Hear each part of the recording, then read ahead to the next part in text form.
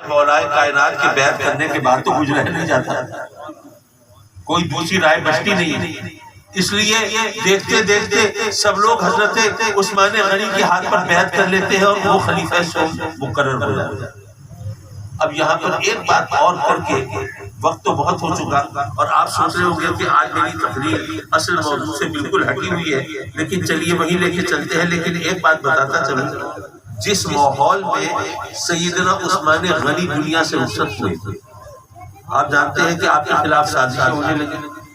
اور کس طرح وہ جناب ماحول بنایا گیا اور آپ کو معاذ اللہ شہید کرنے کے لیے، قتل کرنے کے لیے لوگ تل رہے ہیں اور آپس میں مشورے کر رہے ہیں اور سازشیں تیار ہو رہی ہیں۔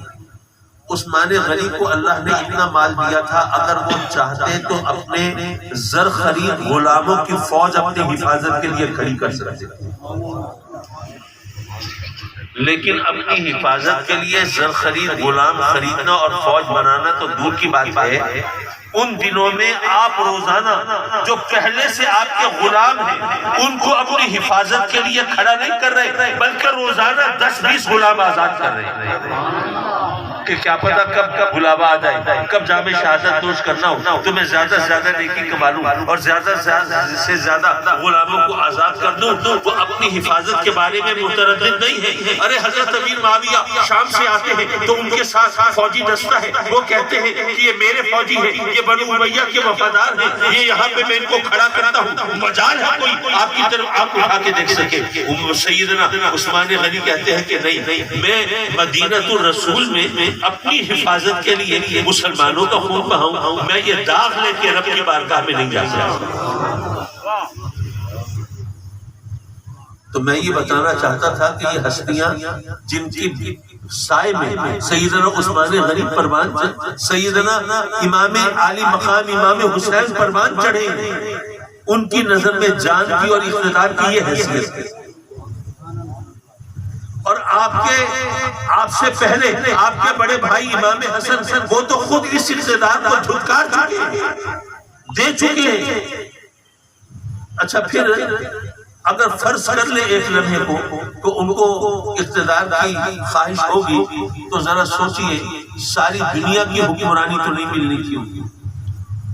ٹھیک ہے نا بھائی، جو مسلمانوں کی حکومت ہے وہی ملنی تھی، ساری دنیا کی حکمرانی نہیں ملنی تھی، اور وہ اگر حکومت ملتی بھی تو کتنے عرصے کے لیے؟ آپ تقریباً 50-55 سال کے ہیں اس وقت، تو 10 سال 20 سال 30 سال اتنی ہوتی نا، اس سے زیادہ کیا حکومت ملنی تھی؟ لیکن آپ کو تو آقا کریم کی طرف سے جنت کی سرداری ملی ہوئی ہے۔ اب جنت کا اور دنیا کا کوئی مقابلہ ہے؟ پہلی بات تو یہ ہے کہ جنت کے مقابلے میں دنیا کی تو کوئی حیثیت ہے ہی نہیں۔ آپ نے علماء سے، واعظین سے، مقررین سے، خطباء سے سنا ہوگا جب یہ کہلوانے ہوتے ہیں نا سبحان اللہ، بھائی سب کہو سبحان اللہ، تو اس وقت یہ لوگوں کو بتاتے ہیں کہ اگر کوئی شخص رب کی پاکی بیان کرنے کی نیت سے سچے دل سے سبحان اللہ کہتا ہے نا تو رب کائنات اس کی خاطر جنت کے اندر ایک درخت اگا دیتا ہے، ایک درخت، اور وہ درخت کتنا بڑا ہوتا ہے؟ وہ اتنا بڑا ہوتا ہے کہ اگر ایک گھڑ سوار اس درخت کے سائے میں گھوڑا دوڑاتا رہے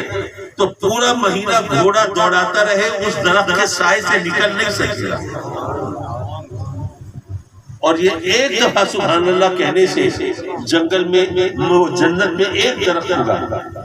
اب آپ سوچئے کتنی محفلیں ہوتی ہیں، کتنے لوگ سبحان اللہ کہتے ہیں، اور صرف آج کی بات نہیں ہے، صرف اس محرم کی بات نہیں ہے، صدیوں گزر رہی ہیں تو جناب کتنے بے شمار لوگوں نے کتنی بے شمار بار سبحان اللہ کہا ہوگا، اور کتنے جنت میں درخت لگے ہوں گے، اور جنت صرف جنگل کا نام نہیں ہے کہ صرف درخت ہی درخت ہے، ظاہر ہے وہاں محلات ہیں، وہاں آبادی ہے، وہاں سب کچھ ہے، تو اس جنت میں کہ تو ایک کونے میں کہیں یہ دنیا ڈال دے تو اس کا پتہ نہ چلے، اس کی کوئی حیثیت نہیں۔ تو جس کو جنت کی سرداری ملی ہو، اور جنت کی سرداری ختم ہونے والی تو نہیں ہے، وہ تو ہمیشہ رہنے والی ہے، ہمیشہ رہنے والی جنت کی سرداری جس کو ملی ہو، وہ یہاں دنیا کی چند روزہ حکومت کی خاطر وہ یہ تمام خون ریزی کیوں کرنے لگے؟ یہ اپنے آپ کو اور اپنے خاندان کو قربان کیوں کرانے لگے؟ نعرہ تکبیر۔ اور پھر یہ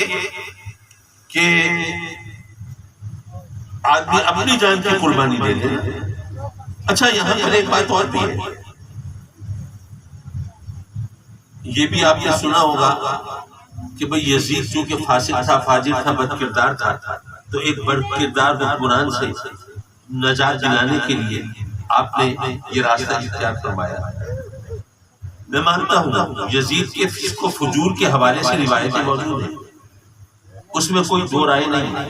میں مانتا ہوں، تسلیم کرتا ہوں، لیکن تاریخ میں بے شمار بار ایسا ہوا کہ کوئی بد کردار حکمران وہ تاج و تخت پہ آ گیا، قابض ہو گیا، بیٹھ گیا۔ ایسی چند ایک مثالیں نہیں، بے شمار مثالیں ہیں۔ تو ایک بد کردار حکمران کو ہٹانے کے لیے سارے کنبے کو قربان کر دینا، اور کنبہ بھی خاندان نبوت، میرا ذہن اس بات کو تسلیم کرنے پر آمادہ نہیں، کیونکہ وہ ایک بد کردار اگر حکمران ہے تو ظاہر ہے کہ کچھ عرصے کے بعد وہ چلا ہی جائے گا، تو اتنی بڑی قربانی دینے کی کیا ضرورت تھی؟ یہ بات جو ہے ذرا سمجھنے کی ہے، ذہن نشین کرنے کی ہے۔ اگر یزید کے فسق و فجور کی وجہ سے نہیں، اگر اس کے بد کرداری کی وجہ سے نہیں، اگر تاج و تخت کی طلب میں نہیں، اگر اقتدار کی خواہش میں نہیں، اگر یہ سب کچھ اس وجوہ سے نہیں ہوا، تو پھر سوال اپنی جگہ برقرار ہے، امام حسین نے آخری ایک راستہ کیوں اختیار کیا؟ یہ بات ذرا تھوڑا ذہن نشین کیجئے۔ بات یہ ہے کہ خلافت راشدہ 5 خلفاء ہیں، سیدنا صدیق اکبر، عمر فاروق، عثمان غنی، علی مرتضیٰ اور امام حسن۔